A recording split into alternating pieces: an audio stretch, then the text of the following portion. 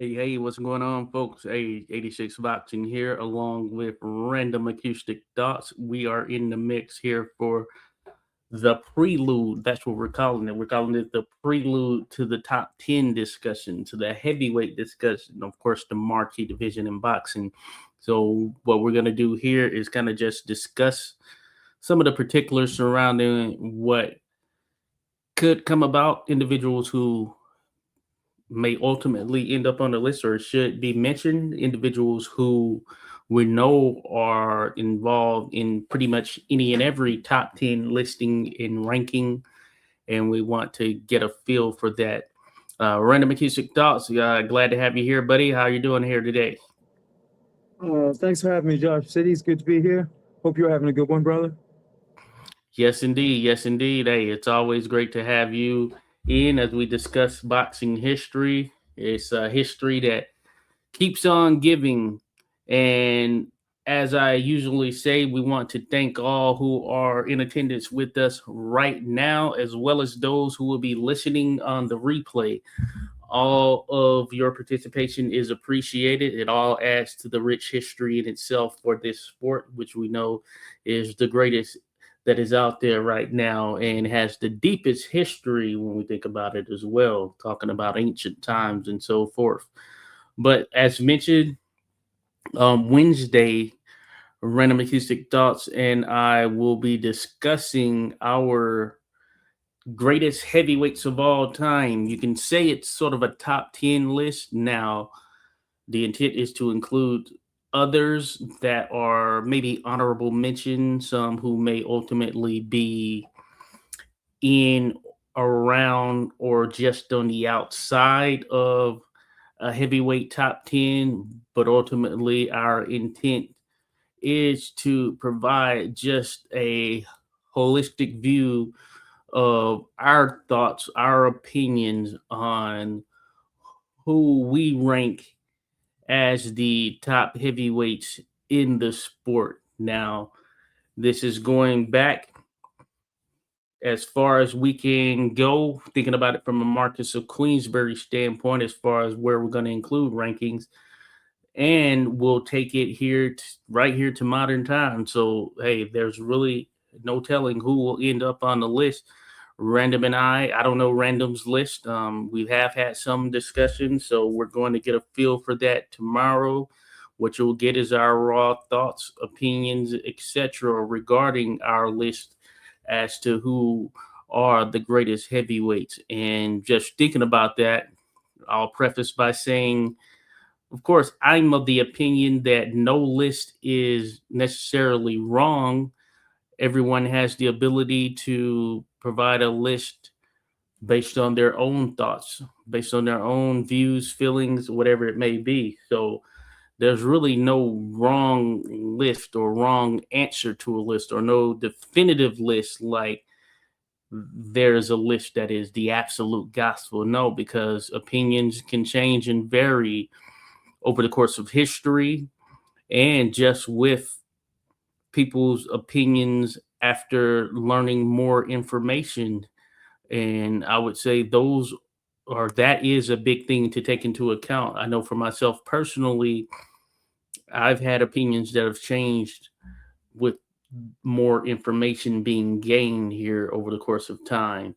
And therefore, that information gain has dictated my thoughts, opinions, etc., on where I rank certain fighters. And in that regard, as I say, there's no wrong list per se. There's also a situation where a list can have pretty much individuals from all eras and walks of life. I want to say shout out to Angie DeLone, who dropped by and said hello. Appreciate you there, Angie. We're here again. Josh here, 86 Boxing, along with Random Acoustic Dots. Be sure to hit that like button, hit that subscribe button if you haven't subscribed. But this is the prelude to Wednesday's top 10 heavyweights of all time discussion, or top 10 greatest heavyweights, however you slice it. And what I was expressing here, of course, is that there's no wrong list. You'll see a number of them out there. This is really our first stab together here at putting together a list.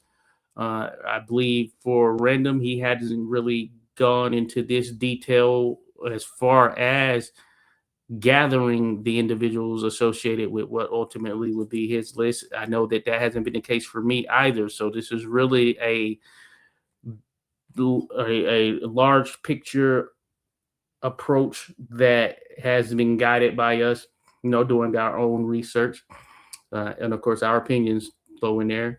There are individuals here in the history who are some of the greatest who we have footage on, and we of course have the ability to watch them on film, but that doesn't necessarily mean that those individuals who we don't have on film don't rate or belong among the greatest that we've visually seen. So that's another thing to take into account as well. So when I mentioned no wrong list, and also I mentioned no that lists and sort of opinions tend to change over time. One of the reasons is because people are privy to new things. Now, Rummy's Corner, and shout out to Rummy's Corner. Random Acoustic Thoughts actually put me on a video that he had released a couple of weeks back, I believe it is. And it kind of touches on the top 10 heavyweight discussion over the course of, I believe, the rating period for Ring Magazine and Nat Flesher. So for Nat, it showed how his opinions changed over the course of time. And it showed that, of course, there were things that happened in the sport that dictated some of those changes, as well as things that may have been more so attributed to his raw opinion, feel, and like for a particular fighter. In this case, of what I recall correctly, Joe Louis, for instance, there seemed to be some form of I don't know if it's animosity or just a dislike for Joe Louis, his style maybe, or what he represented. I don't know what it is, but there seemed to be sort of a void there as it related to how Nat Fleischer actually rated Joe Louis over the course of time versus what I guess his contemporaries, I guess you can say, would have rated Joe Louis. And I think that that could be a number of things. Maybe it's more so on the personal side or whatever. We don't know, but certainly you could see that in sort of the reflection of the listing in the video that was there on Rummy's channel. So I appreciate Random sharing that with me because I think it had some pretty solid insight into things and what one can expect even when looking at our list as far as how it may compare or evolve over the course of time when compared to others. Because another thing that was pretty apparent in the midst of such was the fact that it seemed with time and distance in between a fighter's career, some of the greats and those that were listed at the top tier during those periods or during the older periods, they seem to be pushed off over the course of modern times. Now, we've had this discussion on the channel a number of times. Could it be prisoner of the moment? Could it be the situation one is in and sort of their thoughts and feelings and views from being able to see a fighter here with television, etc., and all of these means of access? Because that ultimately could be a factor in why sort of there were those number of changes. It could be stylistic. Maybe some favor the older or favor the newer, more modern generation over, say, the older generation, where there is less footage. And then from a training standpoint or even stylistic standpoint, they may not be their cup of tea in that same way, because you can argue, yeah, some of the things definitely look different in terms of what you're able to see here in modern times with modern cameras, video technology, etc., compared to what we're able to do with that footage that is 80, 90, 100 plus years old, right? So that could factor in there. It could be an assortment of other things as well. You can even take the International Boxing Hall of Fame, for example. There are so many great fighters from the past that they put into the old timers category, and there are only so many that go in per year. Shout out to Jimmy Clappy, who's making it in this year. As a matter of fact, is one of the old timers. Damn Oh, good that's fight. awesome. About time. Yep. Definitely about time there. So if you don't know Jimmy Clappy, look him up there. But they're in the old timers category, if I'm not mistaken. So there's going to be a limit to the amount of old timers that are going to be able to get into the International Boxing Hall of Fame on an annual basis. So when you look at it from the standpoint of rating and ranking the greatest heavyweights of all time, you could see where relative to the more recent things or recent individuals that have participated in the sport, or those where we have a more recent memory as well as recent visuals, you can see where that might take some precedent over individuals from further back who may have been in a time of radio, the time of newspaper print, the time of telegrams, and you're getting your ringside accounts of these fights via telegram, and you're not actually seeing anything visual, even as kind of was discussed in a previous interview here I did with Carl Weingart at Fight Films. Gotta be sure to check him out. And it was a question that actually came in by random, or at least a comment more so, how there was an era in which there weren't even newspaper pictures, things of that nature, or pictorials, sort of visuals in newspaper of these fighters. But now that we have more access to things, we see that there are a number of newspapers that are out there that have had individuals that don't have a ton of pictures or professional photography that has made it to where we're able to access it here online, things of that nature, in whatever archives. So it may just be an actual newspaper, of course. That compared to someone you can get a full highlight reel for, I'd imagine that sways sort of the audience, your judging of things. But in any account, a list is going to be a list. What we can do is discuss it, make the best of what we have, and just add this to the pantheon of the many lists that have been created. Our list is just going to be shuffled along the deck of the many lists that are out there, from varying opinions, biases, etc. There are a ton of them, but you can take with it what you may or what you want. And our track record as far as how Random and I have gone about putting together discussions, some of the things that we've shared, sort of the eras that we have become more attuned to, and you can know that we're going to put our best foot forward in providing you a list that is based on some of the best available information that is out there for those greats of the past, in comparison to what we know, what we're able to see in the information that is out there on those doing their things here currently or in modern times in general. So just wanted to open up with that piece of it, random, and get your thoughts on things. Yeah, great intro, 86. There's so many different ways that we can go about ranking greatness or defining greatness and then ranking it among all this huge diversity of talent. Because, it's a business, it's an opportunistic business. As Carl was saying in that excellent, the second time he came on your channel the other day, he was saying it's an opportunistic business. So it's like people jump in and get that money. So there's no one way to even have to define success, because that can change within one fighter's career from moment to moment. His own version of it. What is success? So, for like Jeffries, he was the absolute guy, right? When he retired in 1905, he was the man. People saying, "Oh, no one was going to beat him anyway." But so maybe he defined success as being the top. He was the governor. He was the guy.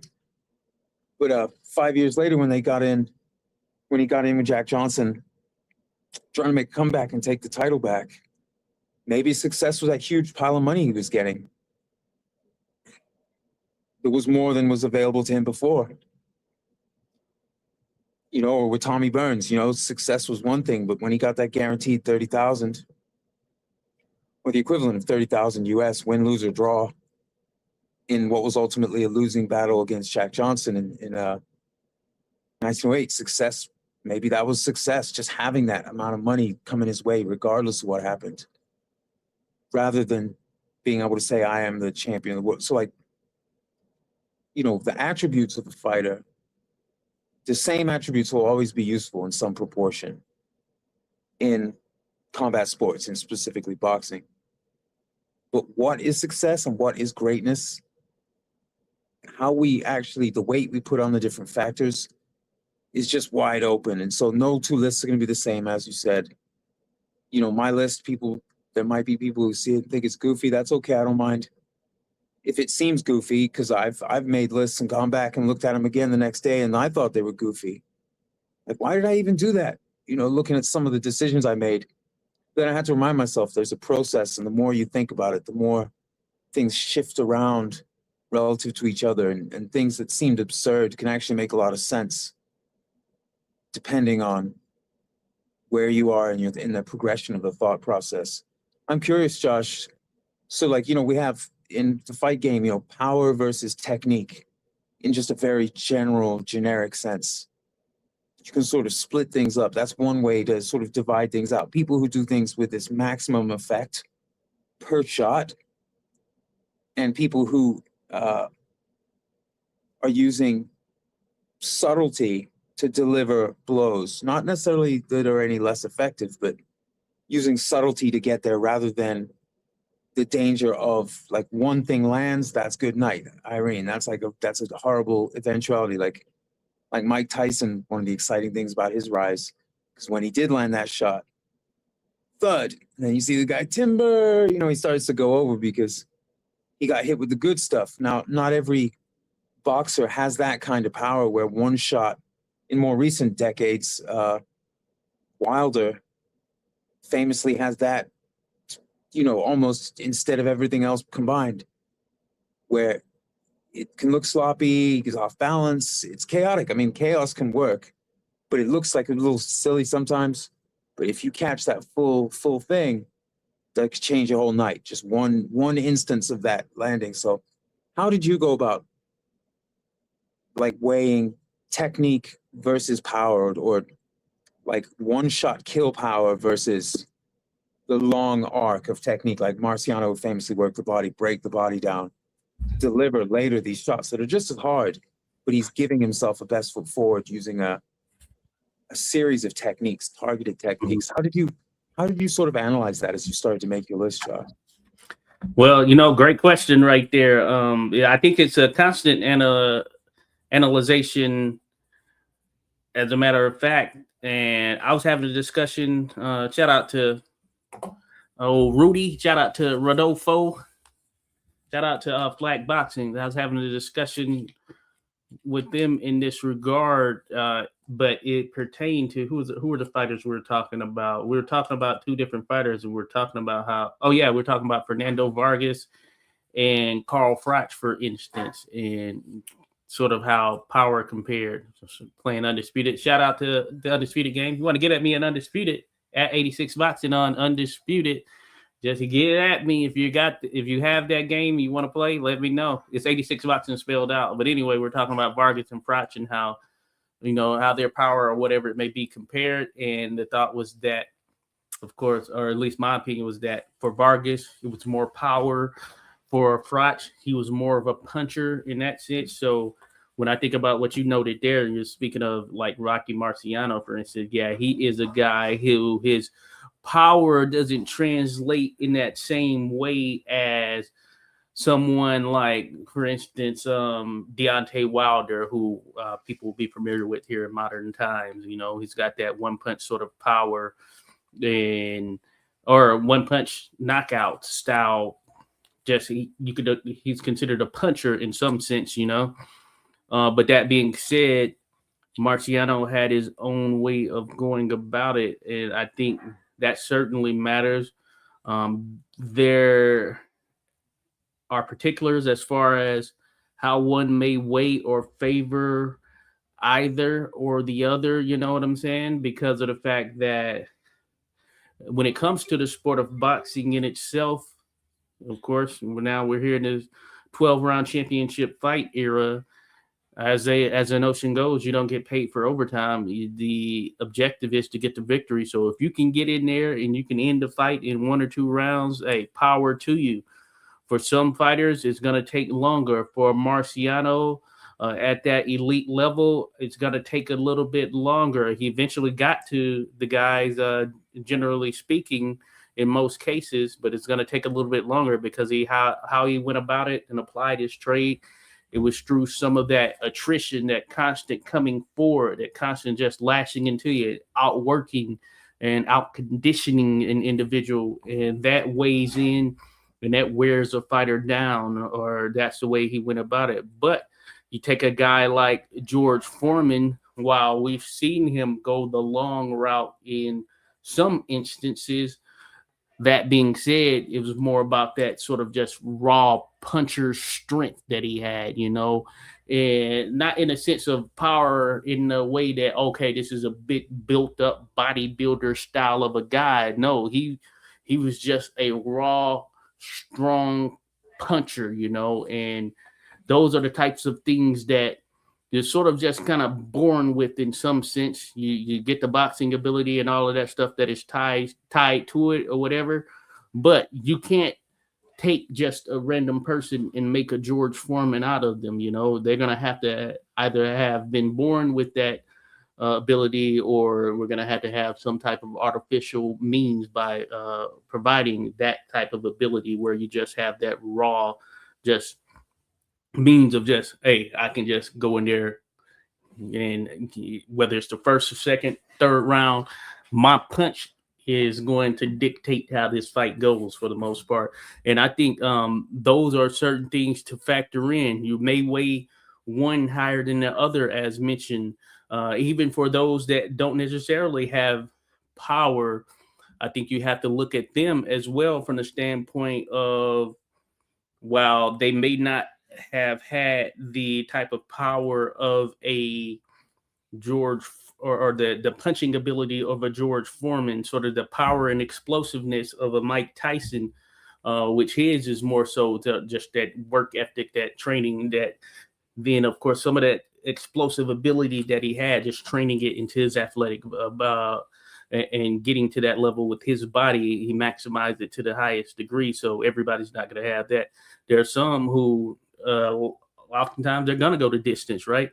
Even from the standpoint of Marciano, he did have like 43 knockouts, so he eventually would get you out of there. But there are some guys we've seen where the knockouts are on the lower end, and there's something to having to go that same route or against a certain level of opponents, the elite level of opponents. And while you may not have the ability to punch in a way that ends a fight on ends a fight early or on your terms from the punch in itself, you do have the ability to box your way through these particular contests and apply your trade in that way.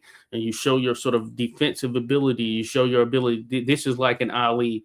He had about 39 knockouts, I believe it was, in his 50 plus fights. So for Ali, I think he had 39 knockouts, if I'm not mistaken. But he's a guy that when you look at him, you're not going to think, okay, yeah, this guy's a puncher in any way. You're not going to think he's a powerful guy like that. But by that same token, I mean, he could just as much sort of embarrass a guy or end things in a way that once his opponent left that fight, it was clear as day that it was all Ali, and his opponent didn't have a single chance of even measuring up to him, and it's done in that way over the course of maybe 15 rounds, as opposed to 1, 2, 3 rounds. You're getting there and icing the guy, you know what I'm saying? So how one weighs versus the other, I think that comes down to a matter of opinion. I think we can all say from a visual standpoint, seeing a guy get knocked out, especially, and what adds more to it, I would say, is when you have guys at these at these elite levels who are competing, guys and gals, when they're competing at the elite level and they're able to get who we consider and consensus considers an elite level opponent out in a fashion in which they stop them, whether that's via the referee stepping in, the corner throwing in a towel, or what are those one punch KOs. I think that is a separator for sure in many regards, because that is not something easy to do, especially when you factor in most cases, though it's not all cases, but in most cases, when you see those fighters at that elite level, these are individuals who will have been training, who will have been competing, fighting since they were 5 years old and up. You know what I'm saying? Or at least from a USA boxing perspective, competing since they were 8 years old and up. So there's a lot that goes into that, building a fighter up to that point. And then you get to that elite level, and then to go in there and someone can ice them. Yeah, that says a lot, and it does say a lot as well when they're outboxed and they have absolutely nothing they seemingly can do about it. Even if they try to change their game plan, it just doesn't hold up. I think we've seen some examples of that, or an example of that recently, for instance, is Shakur Stevenson versus Teofimo Lopez. Like, Teofimo Lopez, I think many held him in high regard, viewed him as this explosive fighter who was at that elite level. I mean, he had some elite level type wins, especially when you think about his win over Vasily Lomachenko. But that being said, being there with Shakur Stevenson and the total inability to really do anything, that makes you wonder, would you rather, as a fighter who is on an elite level, would you rather go out in the fashion in which you got clipped with something and, oh, hey, he caught me, I got stopped, but hey, I'm coming back, or go 12 rounds where you basically don't win a round and you look a bit inept, and then there are thoughts that, hey, does he actually belong at this level? You know what I'm saying? So that, yeah, that's the type of stuff that should factor in. And I kind of took that into account from my own perspective as well there, Random. So that's a good question, just related to how you look at those particular aspects.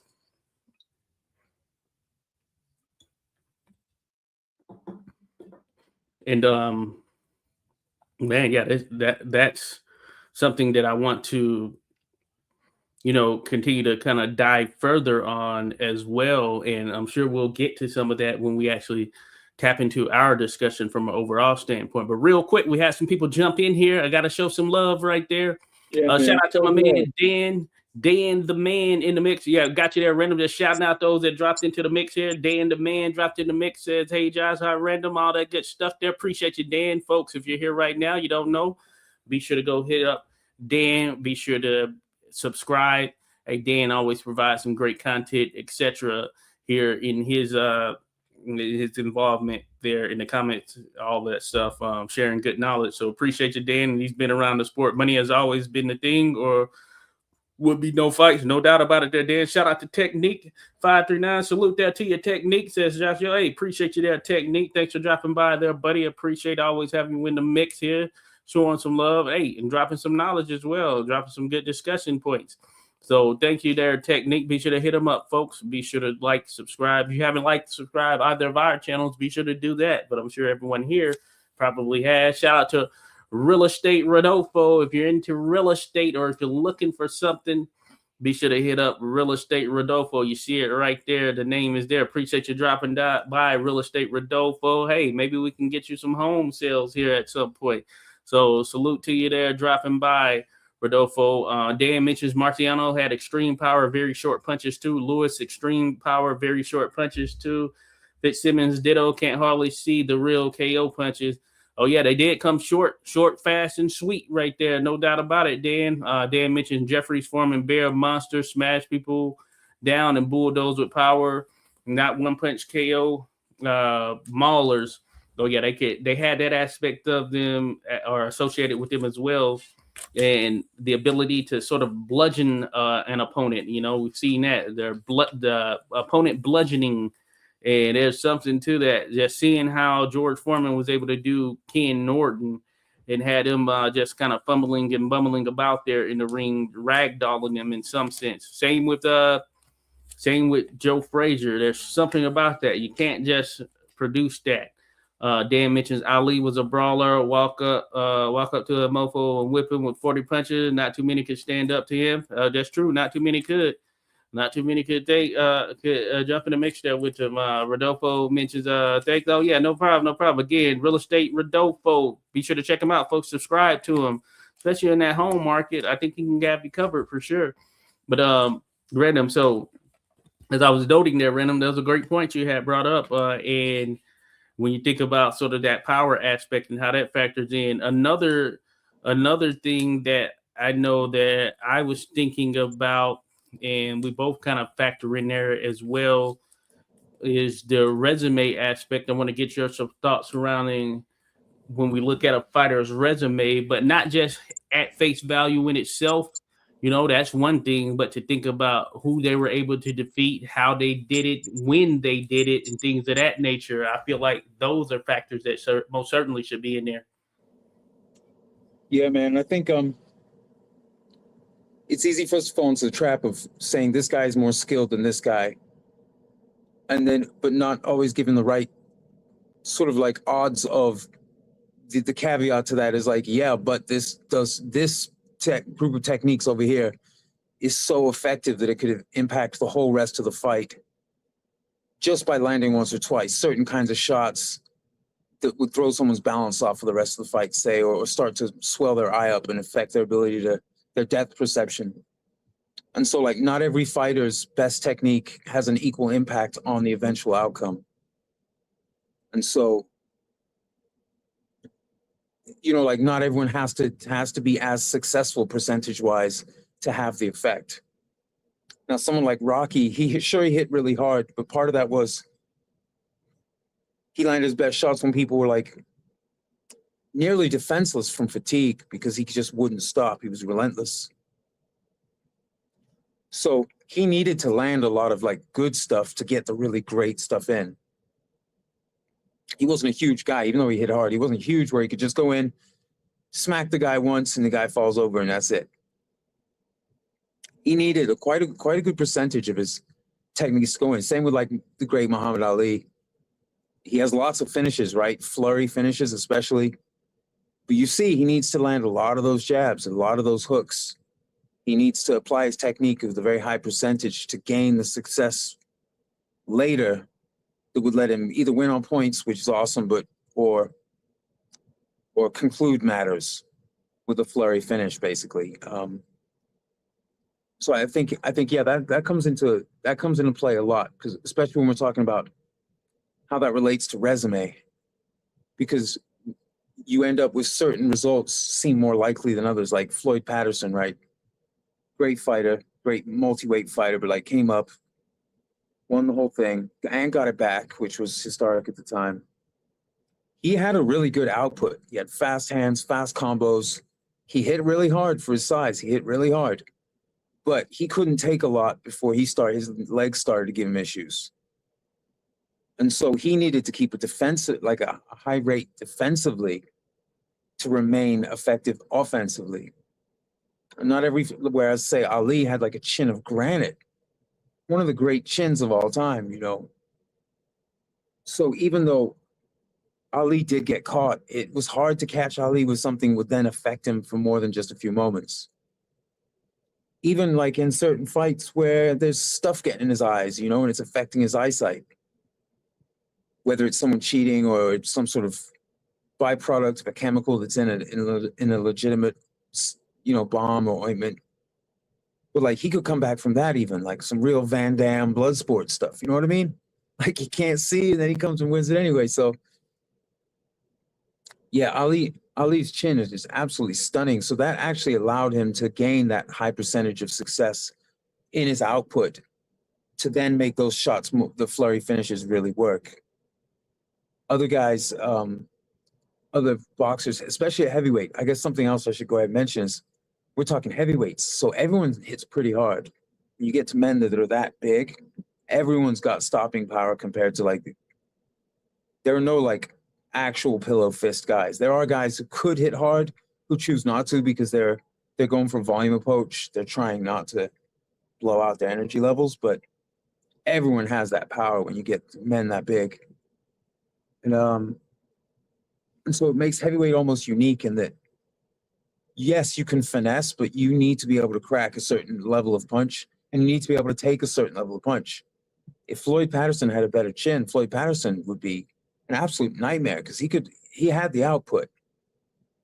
But then I think it's a little unfair. I don't know if I really like the term, but people call someone like Patterson like a glass cannon.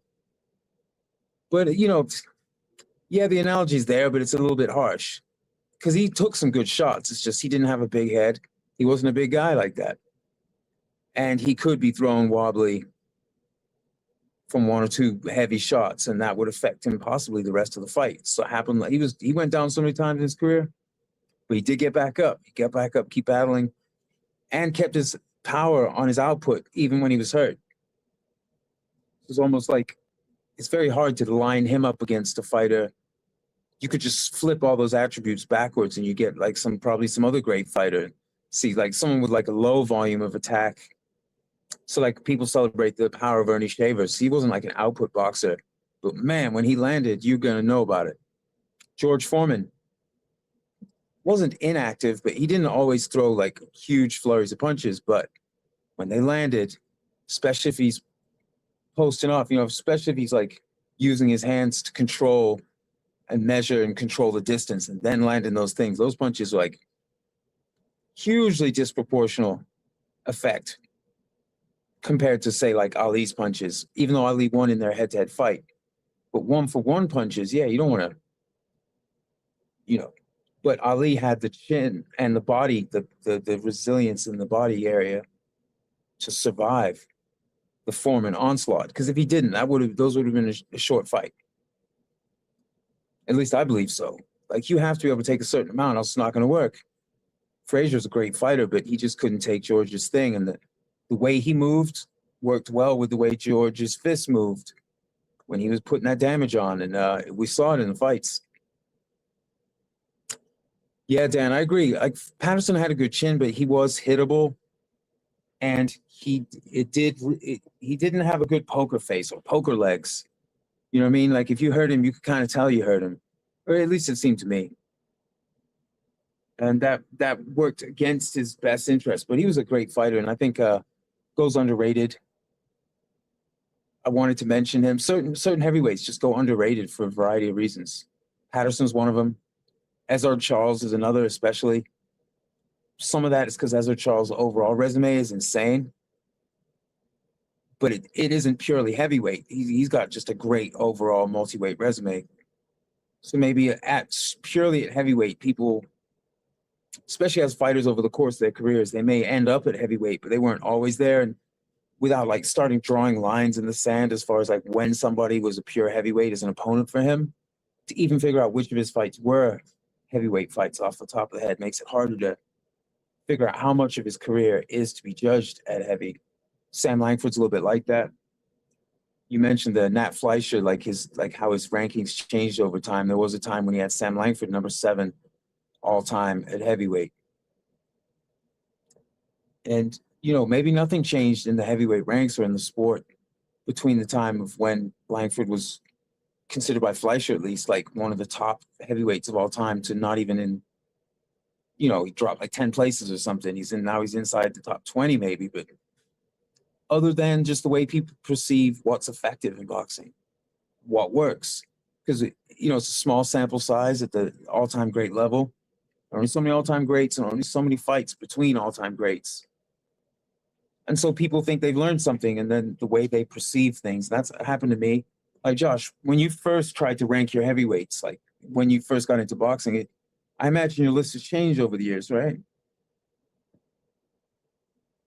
Yeah, so most certainly, I think it definitely has changed. I can I never really put together a full scale top 10 list, how we were discussing and what we're going to do here. But I do know there was one point in time that I shared this with my partner. We've talked about it on a number of occasions. And she has an understanding of boxing, so she knows the sport and kind of grew up watching the sport and all that good stuff. But that being said, uh, there were a number. If I go back to some earlier times, like the beginning of the last decade, even. So we think about that from 2010 to 2020, but at the very beginning of the last decade, I would say I've had a drastic change just from an overall perspective. Because if you would have polled me at the beginning of the last decade on heavyweights and such, then I would have leaned heavily more on the modern side of things, because primarily I didn't know the history in that sense. And you could argue I still don't know, but I didn't know a lot regarding the history of the sport other than sort of some of the popular names that were mentioned out there. And given such, I would oftentimes just base it on kind of what I could see, what I would see out there on video, the video that I would see. And then, we have some of the sort of contemporary names, I guess you can say, that are usually going to be out there, out and about in many regards. If you're thinking about just great boxers in history or iconic boxers, or certainly contemporary heavyweights that are going to follow on that list regardless. You're going to have the Ali's of the world. You're going to have Tyson mentioned in there. You're going to have the Marcianos, the Dempseys. We think about it from a contemporary standpoint, folks, as mentioned. So I would have favored a lot of the modern fighters because I didn't understand the historic game. I didn't understand sort of the times in some sense. I was always a fan of history, but to be a fan of history is one thing, but to actually dive into it, research, and spend time, time that otherwise would have been and could have been used in a different regard, that takes it to a different level right there. So if you actually make the concerted effort to spend time looking into and diving into some of this historic stuff, then that changes the dynamic a great deal. So back then, yeah, I had vastly different views. And I would say since I've started to dive more and more into the history in general and seeing how things went about during those times, of course, I have the real time comparisons as well as more eras as we just kind of go back, diving into some of those eras and some of the eras that were considered to be some of the great eras in the sport, or some of the great eras for the heavyweights. Of course, we had the 70s mentioned amongst that. 70s definitely gets that type of nod for sure. So when I start to look back and just kind of factor all that stuff in, I think it expands it even more. So I would say that's kind of the best thing, or the biggest thing, is that when you actually start to research the history perspective a bit more, I think it just expands your mind in some sense. And one of the things I will say is that I've had to just think about and try to grasp with the fact that I don't want to discredit or take away from sort of the recent heavyweights, those that are doing things here and now in recent time.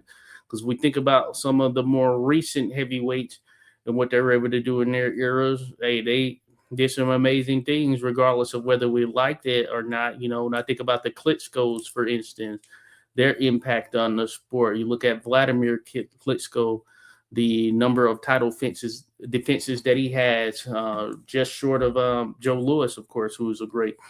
Then we think about those now: the Usyks, the Furies, the Joshuas, the Wilders. You think about those individuals. You want to give them their credit. You want to give them their just due in a way that they are represented without just kind of taking them down.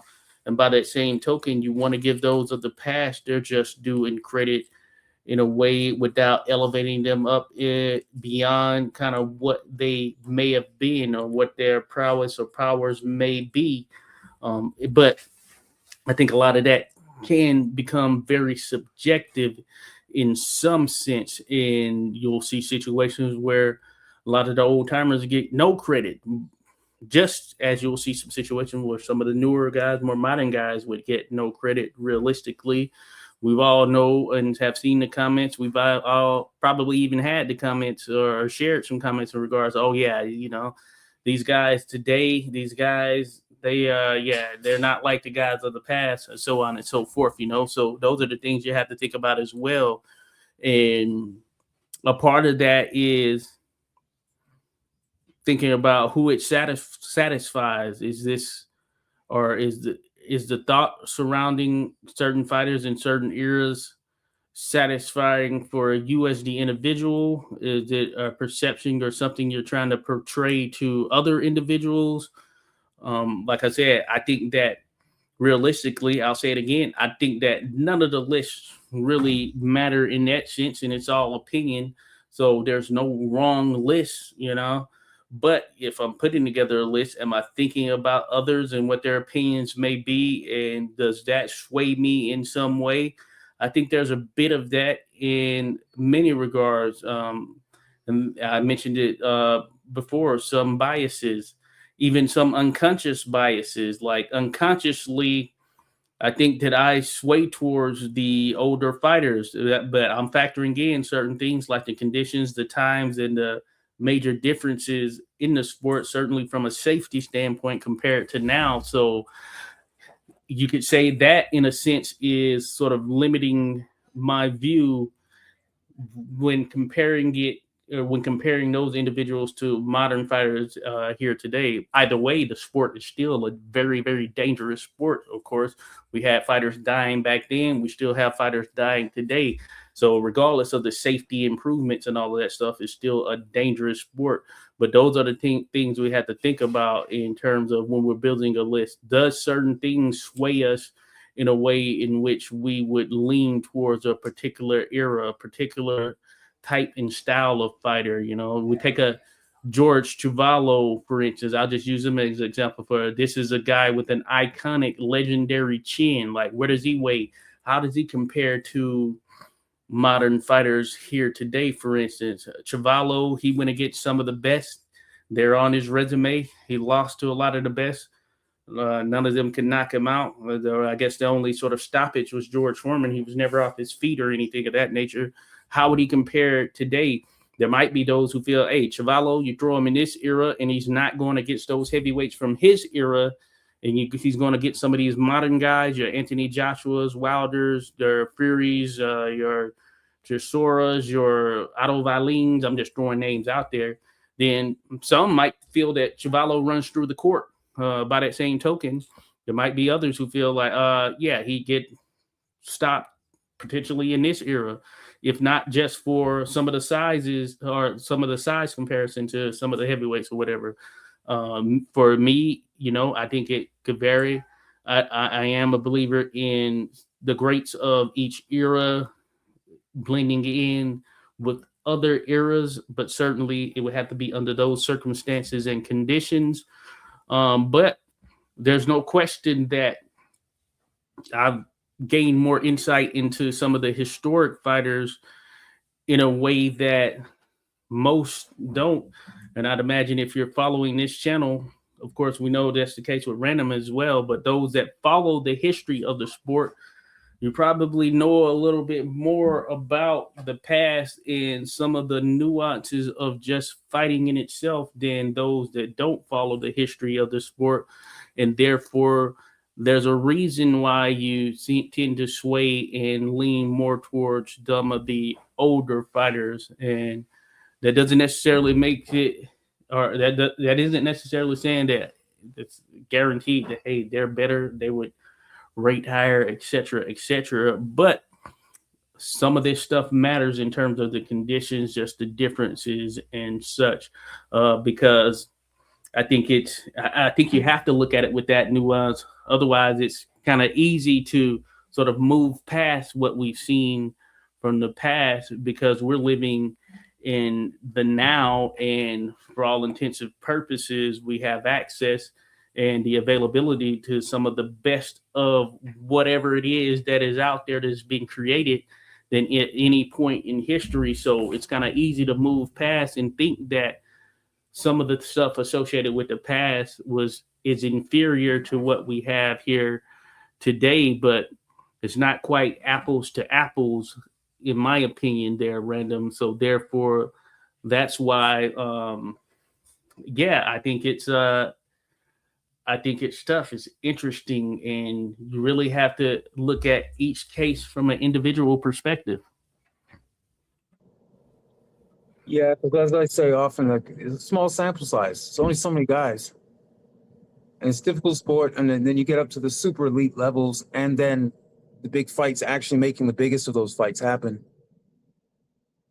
You don't get a lot of examples of these the times when these happen at the very very highest levels. So we do have to extrapolate out a little bit. I find what helps that like looking at resume. So there's what we believe someone could have done based on what's in front of us, what we're able to see and extrapolate out. But then there's what we know they've done against the known factors that we see in front of us because they actually did it. And I think that's why like I've tended to sort of lean toward resume in trying to rank the fighters against each other, because it's easy, especially unconscious bias, it's easy to start giving people credit for wins they didn't get, or to believe certain small factors would push them over the edge and get them a win if they say maybe they had a close fight.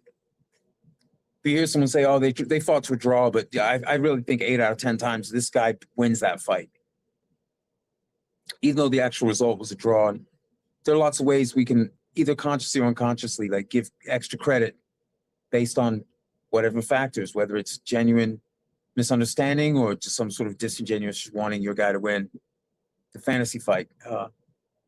Yeah, resume definitely helps where you say, yeah, we know this happened. So with Ali, one of the things that makes him easier to get a grip on than other people is he actually fought a lot of the tough matchups. He didn't, so even though we saw him in a lot of trouble at different times in his career, Ali actually went in there and got in with the guys that weren't good, didn't line up very well for him. And he won anyway most of the time. So I think he deserves a lot of credit for that, for actually going in there, because it would be easy to not, we do see some boxers where they just don't have the toughest matchups. We never get to see them really go uphill like that, or what we perceive to be an uphill matchup. You know, and that's why people love certain eras of boxing where those big fights do happen, and regardless of how good or bad the matchup is. Like the Four Kings era, where some of these fights, it seemed obvious on the face of it. Certain guys were going in to a bad matchup stylistically, but they did it anyway, and we got what we got. We got the result we got, but it's nice, even if you can't always get it exactly when you want it, that you do actually get the fight. You do get to see it. And a lot of times we get surprised. It's not like we always see what we expect to see. Wouldn't be a fun sport if you always got what you expected. It's actually quite the opposite. Boxing's like it's just waiting. Just don't get complacent, because you never know when, the boxing gods are gonna cut you down to size, right? Like you can't count on nothing. That's what makes it so much fun. And so we decided this time, Josh. We decided we were gonna let ourselves do tie places. Did that help you at all? No, yeah, it did. Definitely, it definitely helped me for sure. Real quick, let me shout out those that dropped in again. Of course, shout out to Frankie Blue Eyes who dropped in. He said Patterson was a great champion and an absolute gentleman. He also holds the distinction of being knocked down more than any heavyweight champion. Yeah, that's pretty interesting distinction right there. But yeah, he's a tough guy, tough cat, despite him getting stopped, whatever it may be. Yeah, I'm a fan of Floyd Patterson and a gentleman there outside of the ring, from what I've seen in different interviews and such, and just hearing him talk and explain his career and so forth. Big fan of Floyd Patterson there. And he was always, even before I started to dive into history, when I would hear about these different heavyweights and such, Floyd Patterson, he always stood out to me. Just whenever I saw him, from the haircut and all of that stuff, and what he brought to the table. Though I didn't even know anything about him at that time, other than the name or his name. So he's a good one. Shout out to you there, Frankie Blue Eyes. Be sure to hit him up, folks. There, Frankie Blue Eyes. Shout out to my man, the final boss, holding it down. Says big up, lads. Big up to you there, to you, the final boss, man. We appreciate you always showing love, showing support, always dropping some gems in the comments. And said, hey, we're finally gonna get to it on Wednesday. There, the final boss. I know you had dropped in just as we had postponed that last one, but hey, we're getting to it this Wednesday, final boss. So appreciate you dropping by there, buddy. So definitely looking forward to it. I know you're looking forward to it. We're going to have a great discussion surrounding it. And I think our list is probably going to be one of the more interesting ones that comes about here, just thinking about all the lists that are out there on YouTube. So you'll have some familiar names and some names that might not be as familiar for folks, certain folks, of course. Shout out to my man Boz, the Bosnian Devil. Bosnian Devil there, Boz. Salute there to you, Boz. We were going to do a podcast, as a matter of fact, yesterday. The timing didn't work out. We're going to set something else up here, Boz. Talk about some of the things that are going on. I do need to catch that Japanese card that went down. I think it was in Japan. But other than that, Boz, yeah, we definitely got to get something going. Boxing Chit is still alive, folks. It's not an end, or it hasn't ended or anything of that nature. It's just been a timing thing. You know how you get wrapped up, busy, all that good stuff. But appreciate you being here, Boz. Be sure to go subscribe to Boz. Go hit up his channel. Doing some love there, folks. So good things. Frankie mentions the old timers were built differently. Their fight output, their training, no doubt about it. Dan agrees with that. Harder, stronger, leaner, tougher. Frankie mentions we also never really saw Ali's prime. We caught a glimpse of it in the Cleveland Williams fight. Yeah, amazing. Probably my favorite Ali performance right there, what he was able to do in that Cleveland Williams fight. And I think throw that guy in there with any heavyweight, I'm picking Ali in that particular form. And certainly I like my guy, Jack Dempsey. I like to see that one. That would have been an interesting one right there. But Rodolfo showing love there. The Bosniak, Dan mentioned Cleveland Williams was way over the hill and just almost got killed, shot in the stomach by a 357 Magnum by a cop. Cleveland was partially paralyzed when he fought Ali. Ali just gave him a much-needed payday. Got you there, Dan. Hey, good insight. I told you, Dan shared some insight right there in and around and in the mix of things and knows about that time. Appreciate you sharing that, Dan. So, yeah, I guess that type of stuff does factor in as well when you really look at it from a realistic standpoint. But, hey, it is what it is there. It is what it is. And Frankie mentions, very true, Dan, but Ali had been entering his best years at the time. Certainly. I think the best was yet to come there. Most certainly. But no, thank you all for dropping in, showing some love right here. The comments, keep them coming. We appreciated all that good stuff. And Random, back to your question, Random, what was your question again? I meant to write it down. Oh man, I had a few. Well, the last one I remember asking you was if it helped you to be able to do Thai places. So I did find it useful. There were a couple times I couldn't really like split it because it was a different kind of greatness that was making it close. I did write down Thai too. So no, you're right. That's what it was. That's the one I was thinking of. I did write down Thai, but I didn't see it right there because I had it small. But no, Thai. No, I think that helped right there for sure because as with any list, there are always going to be individuals that are left off, and there are always going to be individuals who some feel should be replaced or would have been replaced by another individual. So I think that can certainly vary in. I think that can certainly vary for sure, and I think that factors in because there's so many greats, and you don't want to discredit anyone, and you don't want to sort of not give some of these historic greats, even modern greats in that sense, who will eventually become historic greats, their proper due and justice in sort of the era that they're in and who they fought. So the ties certainly help. I think what the ties do, they put into perspective some of the things that may surround the sport in the sense of these are fights that we realistically were never going to get because the eras were different, but also these were fights in which they were potentially going to happen but didn't happen. And I think those have to be taken into account.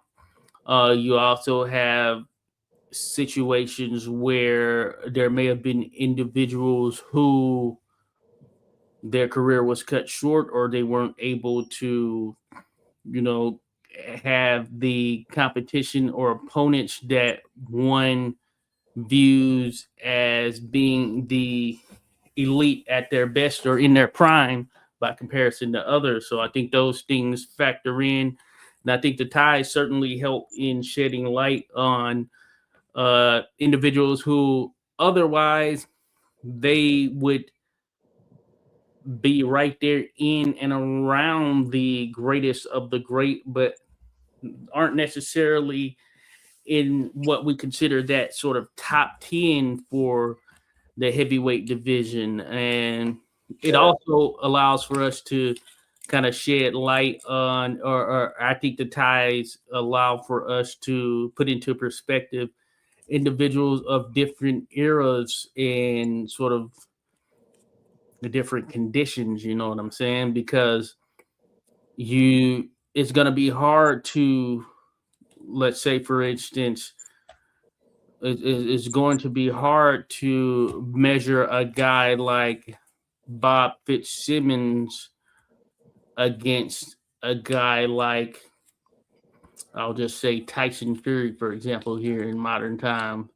I mean, there's so many things that are so vastly different that it's just hard to kind of compare them and mention them from a top 10 perspective when you factor in the size, just the conditions of fighting, all of those differences, where they started. You know, in some cases, some individuals started as heavyweights from the beginning of their career, and other individuals, Fitzsimmons, perfect example, is an individual who started at middleweight, and not 160-pound middleweight, but just middleweight for that particular time. So 150 something pounds, depending on the day, So those comparisons, there aren't one for one. So you have to have some type of means by which you kind of recognize these guys for what they did, as well as recognize the era and kind of where we are now and how the sport has evolved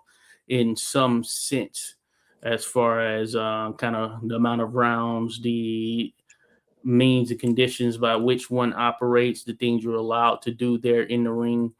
um, I don't look at it from me personal, at least. I don't look at it from a evolution of knowledge, as far as I do think that the greats have passed things down, the great trainers and all of that stuff. They pass information down, and sort of we can have modern individuals who take that in, take that on, and sort of improve upon it to the best of their ability. But I'm not one who is a believer of there's new things that people in the past wouldn't have seen or understood or be able to comprehend from a fighting standpoint, because the fight game in itself, it derived from those greats of the past, and a lot of the stuff you see has been passed down over the course of years and years. You might not have seen it actually handed off, you might not have seen those or seen or heard those conversations, but trust me when I tell you, it's passed down. No one just wakes up all of a sudden and then, hey, I'm a great trainer. You know what I'm saying? This information that's passed down, it might be bits and pieces. I can even speak from my own perspective, being in and around the sport. There are bits and pieces that may come from different individuals, some who are older in the game, who learn from some older greats, or individuals who train during the times when they were younger. And then you have some more modern trainers and all that stuff that may have gotten a bit of information from some of the old timers, as well as some of their contemporaries, and just meeting up, things of that nature. So it can vary for sure.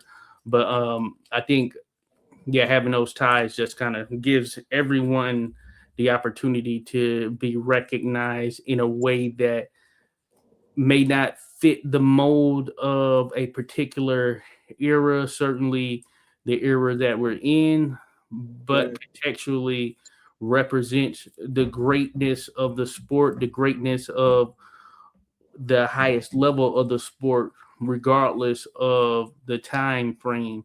So that's where I think things fall there. Random, real quick shout out to Bruce Gas, Bruce Gas Boxing Jazz. Oh yeah, we were off. We had the cameras off for this one. This is just a prelude there, Bruce. So we just wanted to come on and share some information in that regard. But we'll be on Wednesday. I'll be on showing you. You'll see me in there doing the thing. So that's good stuff right there. Brandon, Bruce mentions, I got one for you. This fighter had 22 world title bouts, winning 19. He also won world titles in 3 different weight classes. Who was he? So 22 world title bouts, winning 19. Interesting. Yeah. I don't have a clue. That's a lot. 22 world title bouts, winning 19.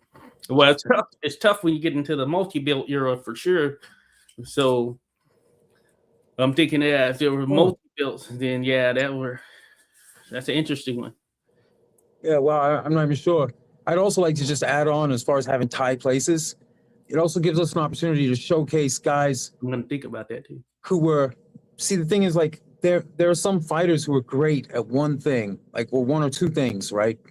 But maybe you need to be really great at like at least 4 general attributes to become one of those all-time greats, to really survive the tough moments or to have the combination of techniques. And sometimes it's easy to fall into trap of like, oh, no great combination puncher ever, fill in the blank, blah, blah, blah. But it's like maybe like a lot of the best combination punchers lacked certain other attributes that would have carried them through other difficult points in the fights and let them shine against all the other all-time greats. So you have like, because when people talk about the great hardest punchers of all time, it's not just all-time great boxers that come up. They're just talking about guys who hit really hard. Ernie Shavers comes up a lot. But how many other aspects, all-time great aspects, did Ernie Shavers, how many other boxes did he check beyond hits like an absolute Mack truck? Is it a lot? I don't think it's like a tremendous amount. Mm-hmm. So when we're able to do tie places, sometimes guys who do qualify to be in the mention among the greats, but maybe not, maybe they wouldn't even show up if we didn't have those tie places where you could fit a few more slots in there. And that's true whether you went from, top 10 with 5 alternates or top 15, really, essentially, across 10 slots, or if you did a top 10 and really it's a top 25, but these are the 10 greatest of these wider 25. A lot of guys will come up that do have one thing in abundance, so maybe 2 things in abundance, but maybe don't check all the other boxes strongly enough to show up. And so I think that's good. It just gives more people credit. It lets us give righteous shout outs to more great fighters, even if it's just a few more. But like doing top 10 lists is not a small thing on its own. Even though it's just 10 each, so 20 total plus the alternates. So we got like, each of us are bringing a list of 15 guys, maybe, or give or take. That's a lot of people to start weighing against when we're talking about the rich history of a sport that's this deep. So I think that's good, because certain guys like Sam McVeigh, Rocky Marciano, to me, those are fighters that are great fighters. But if you're only going to do 10 and it's going to be strict, they might be some of the guys who struggle, like who end up near the bottom of that list. Do they make it in? Do they get mentioned or not? Would come down to some conscious or unconscious preferences. Joe Jeanette, even the Klitschko brothers, because you're only talking a certain amount of spots. And it's tough down there, So at the top, especially because when you got guys like Ali and Joe Louis, that most sane people they would know instinctively are going to be top 5. They just not have them in there. So really, you're not talking about 10 wide open places. You might be talking about 6 or 7 wide open spots, and then some guarantees who are only figuring out where they go, not if they get in. So that's what I like about the tie spots. It takes some of the rigidity out of it, some of the formality. And so if we just want to, if I don't want to puzzle out, like say Mike Tyson and Sam McVeigh, who have some overlapping traits, are both great fighters in their own ways, but different ways as well. Maybe I want to put them or 2 different guys like in that same realm So they both get a shout out instead of neither or just one of them. So that's one of the things that makes me a fan of the Thai places. And could you guesstimate, Josh? Do you think you could guesstimate how many factors you ended up weighing, or did you go mostly or entirely resume, and then the other stuff is just window dressing, like just a little bit extra? Did you have a dominant trait that you were looking for? Or did you just start from thinking about how you see greatness and then fill in the blank and like, okay, so if everyone filled out a greatness sheet, whose sheet is the most full of writing? I'm pretty sure for Yeah. you, it'll be Ali, but like some people would do that. They'd say, well, this is all the things I think of as great. And this is the guy or guys that hit that, check the most boxes. Whereas other people might have like a different way of doing it, saying, well, here's the kind of resume that an all-time great would aspire to, and these are the guys that qualified or got closest to that. Do you have any sort of like, how did you narrow it without giving anything away? Well, that's a good question right there. Yeah, so one of the things, of course, I would say that weighs in sort of big time for me. And real quick, shout out to Bruce, or shout out to Clubber D, my man, Clubber D, Dion holding it down in there. Dropped in the mix. Shout out to Bruce Gas as well. Dropped the dropped a good quiz question in there that's gonna make it very tough right there. Kasai Galaxy, what's the name? Kasai Galaxy. That's who the answer was there, Bruce. Good stuff right there. He says, come tomorrow to find out. You see the link right there for Bruce's quiz right there. So appreciate you there, Bruce. Hey, that's some good stuff right there. Keep them coming. But I think that one of the things I look at is of course the resume of an individual, the resume of an individual fighter. Like who are they in with? And I'm not necessarily looking at it from a just plain win and losses perspective, because there might have been some who were the question, the answer. Okay, got you there, Bruce. Bruce, it was Henry Armstrong. Okay, Henry. Okay, good stuff right there. Thanks there, Bruce. So it was a question about 22 defenses or 22 world title fights, winning 19 of them. Dang, the great Henry Armstrong. Definitely should have known that one right there. Good stuff there, Bruce. No, hey, I'm gonna be in the mix there. So folks, be sure to check out Bruce tomorrow for his quiz that is going down on this channel. So be there or be square. You got the link there. He dropped in the chat, and I'll pull it back up for folks to see as well. I'm gonna try to be in that thing there, Bruce. But yeah, random resume, because there are some fighters who may have come close and they fell just short of beating the elites of their division. But I feel that you do have to really kind of look at those fights on an individual basis, especially as you go further back when we factor in things like no decisions, etc. You really have to look at those individual fights and how they went to make a determination on things, because there may be a case where a fighter fought another elite individual twice or three times, and they may have lost one and drew two, whatever the outcome was. And if you look at those draws, it was closer than what one may think, but it just depended on what stipulations were apparent and relevant at the time. For instance, it could have been a situation where they were fighting the titleist, and in fighting the titleist, they had to knock them out to win the title or something of that nature.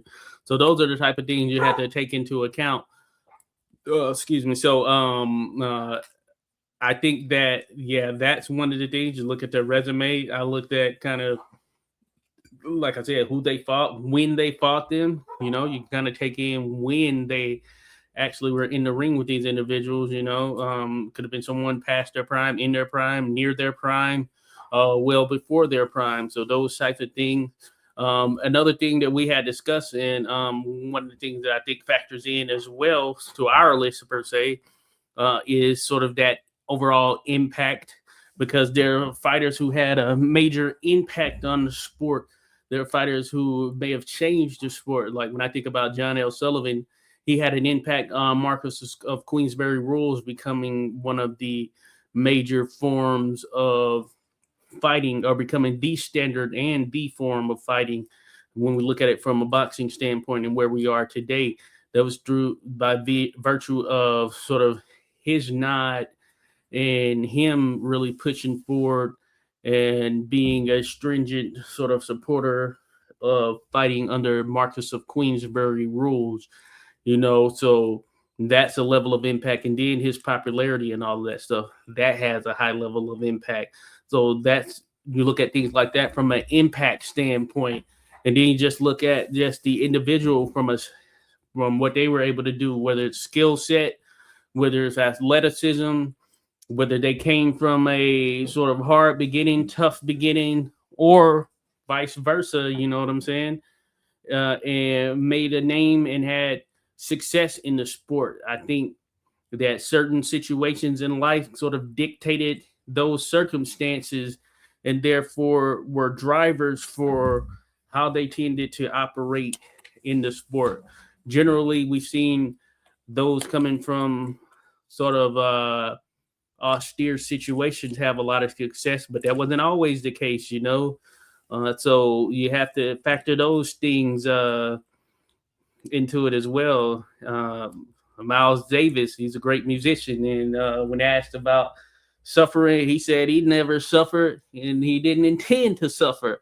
So, but he's still a great musician. So it's one of those type situations that you have to factor in there. So I would say kind of those were the sort of high points for me there, Random. Yeah, and Miles, big boxing enthusiast, and yeah, and I love that. He was talking about one of his teachers at Juilliard was going into talking about the historical suffering of African Americans, and he was saying, "Look, my daddy's rich, my mama's good looking. I've never suffered, and I don't intend to suffer, and I can play the blues." So he was talking about ability, and so I think like because we see in fight sports, a lot of the successful fighters, they have an inherent toughness that comes from a hard life, but it's not a rule.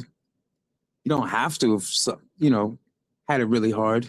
There are plenty of examples of fighters who've had opportunities elsewhere in their lives. They decided to do fighting anyway and found great success.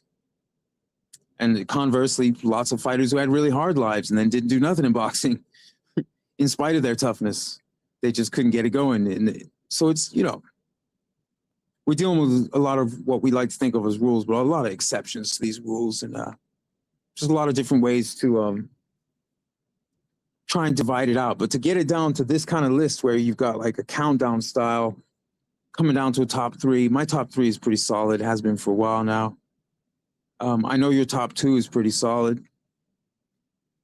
With the tie places, like I wasn't, once we decided to do ties, I wasn't worried about our ability to actually produce top 10 lists that were coherent and function the way we needed them to. So yeah, I'm excited to unveil it. And obviously tomorrow when we're actually, I mean, not, was it Wednesday, when we're actually doing the list, we'll reiterate the factors, like the kinds of traits that the boxers exhibited that put them over the line and push them into an actual slot, instead of like an honorable mention placing or a lower rating.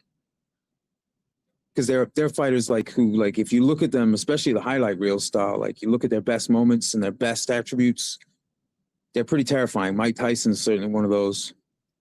When you talk about longevity, that's one where Tyson's longevity compared to other great fighters starts to fall off. Whereas later in his career, when certain attributes started to fade, he had a lot of trouble because a lot of his other things and the things that brought him success, some of that was predicated on opponents being wary of certain attributes Mike had, or him being able to apply the techniques using those certain attributes, using the speed and using that piston jab. And like when Mike's jab started to deteriorate, that's rough, man. That's hard for a style like that. That's just nightmare fuel, like as far as taking a guy, like something that lets the entry point to get all these great techniques. And once his footwork wasn't as smooth, whereas other fighters, they lost a lot of what they had and they were still great. Ali, another great example of what made him great.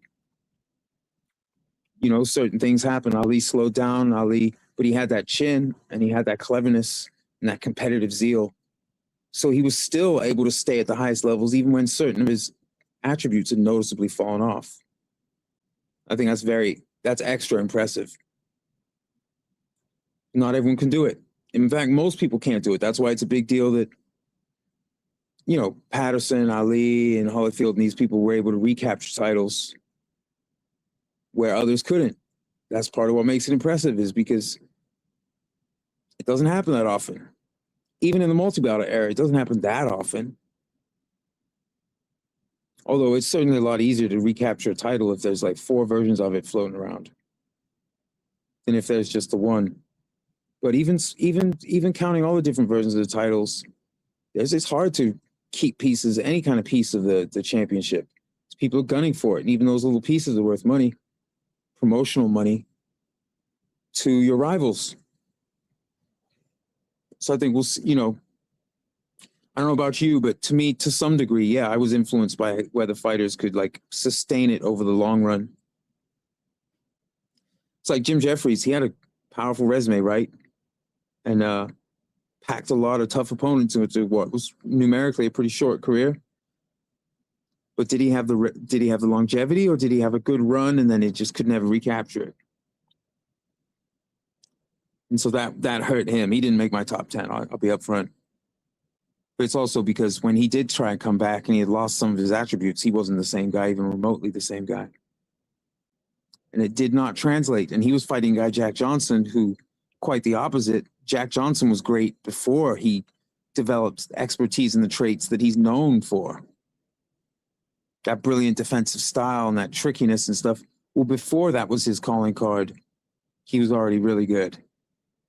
And then Johnson didn't just adapt to compensate for the rigors of older age. He improved through that adaptation and then was better.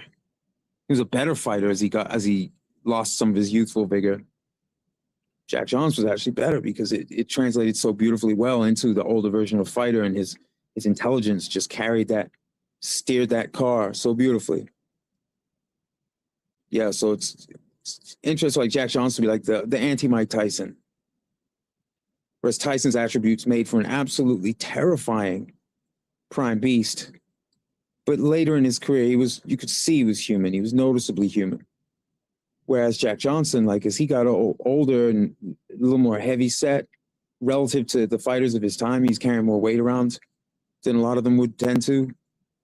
And but he was a better fighter. And the fact that he was heavier than before, he wasn't out of shape heavy, he was just heavier.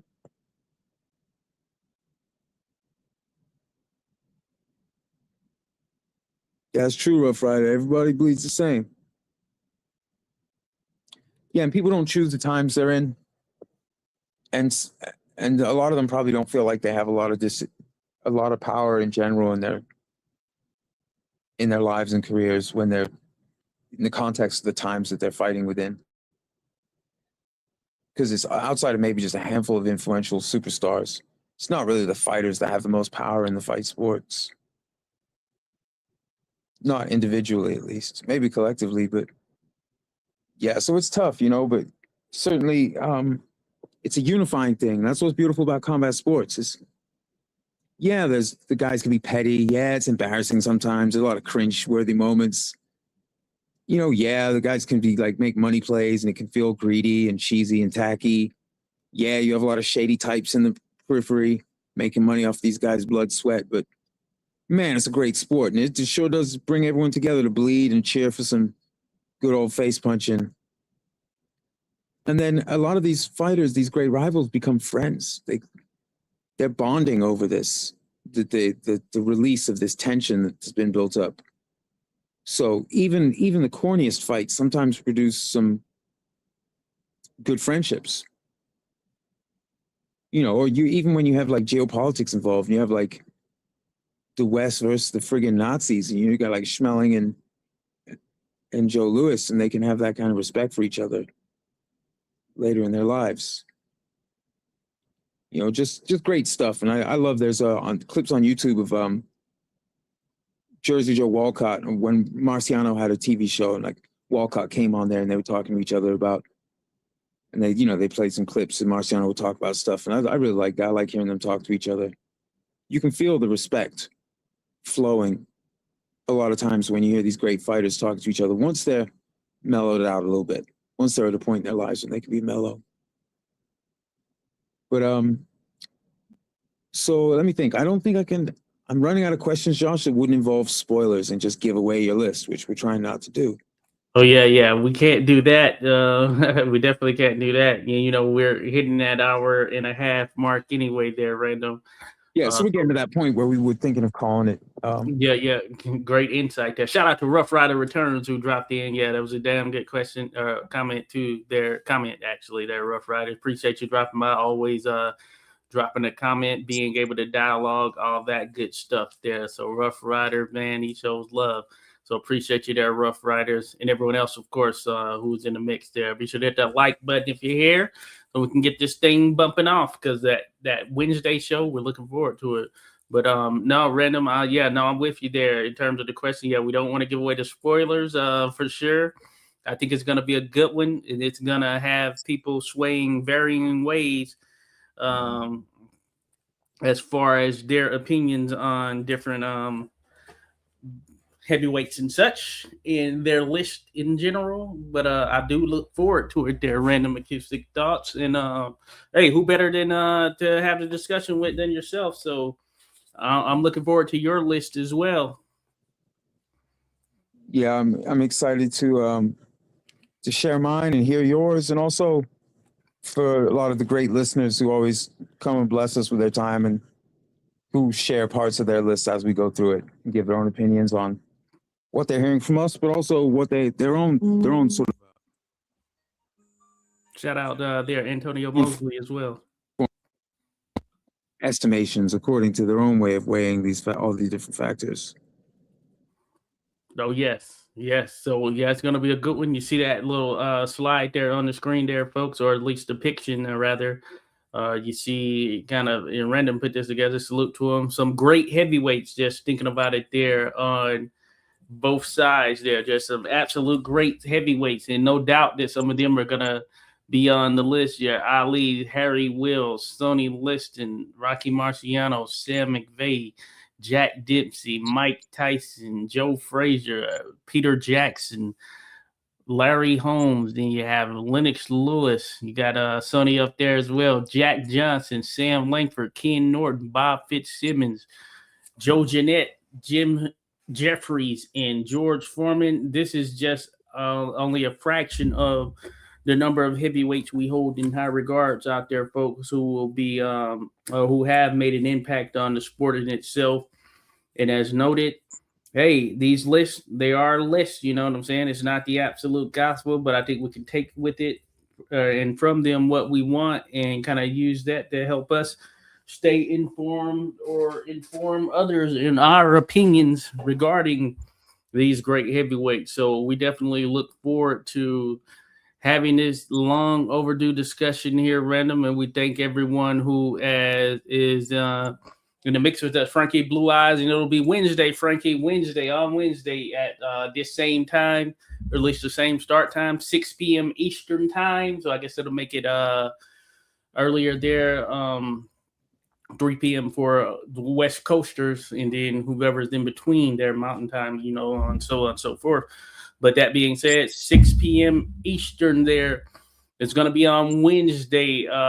Frankie, hey, try to drop by there, Frankie. Hey, look forward to it. And everyone in the mix there. Yeah, any parting words there for you, random? Say that last part again. I was just saying, any parting words for you? No, I just want to thank everyone for coming through and hanging out with us. And yeah, I'm ready for it. We're going to do this thing. Yes, sir. And I'll have some more graphics in the manner of these here. I'm going to do up some more in this style. And yes, we're going to have a good old time. And yeah, by all means, everybody, drop when we do the live stream, drop sections or the whole thing of your own rankings in the comments when we do the actual ranking show. And we look forward to seeing everybody. And thank you so much for coming tonight. Yes, indeed. And with that, hey, thanks all. Hey, have a good rest of your night. We'll see you in a day or so. So we look forward to it. And as Random mentioned, come with your rankings, your opinions, thoughts, etc. We definitely look forward to that. In the meantime, yes, as mentioned, enjoy your night. And we'll catch you there